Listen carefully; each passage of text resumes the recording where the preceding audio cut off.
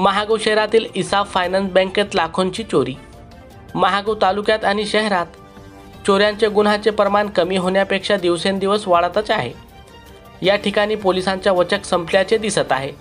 सतत होत असलेले चोरीच्या घटनांमुळे शहरात चोरट्यांचा धुमाकूळ वाढला आहे। दिनांक 3 डिसेंबर रोजी रात्री शहरातील इसाफ फायनान्स बँकेत लाखोंची चोरी झाल्याची घटना घडली। याबाबत अधिक माहिती अशी की महागाव शहरातील जुने बसस्थानक परिसराच्या समोरील भागात उमरखेड रोड स्थित इसाफ फायनान्स बँकेत चोरट्यांनी मोटर व्हेकलकरिता वापरण्यात येत असलेल्या जॅक आणि टामीच्या सहाय्याने युक्ती लढवीत बँकेचे स्वेटरचा लाक तोडून आतमध्ये प्रवेश करीत चोरी केली। बँकेचे लॉकर्समधून 3,80,000च्या जवळपास रक्कम चोरून नेल्याचे कळते। चौकशीकरिता यवतमाळहून पोलीस पथक दाखल झाले। पोलीस चौकशी कार्यवाही सुरू असून वृत्त लिहेपर्यंत गुन्हा नोंद करण्याची प्रक्रिया सुरू होती।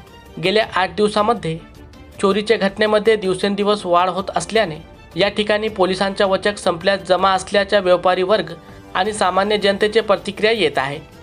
पोलीस अधीक्षकांनी विशेष पथक तैनात करून या चोरट्यांचा बंदोबस्त करावा अशी मागणी जोर धरत आहे।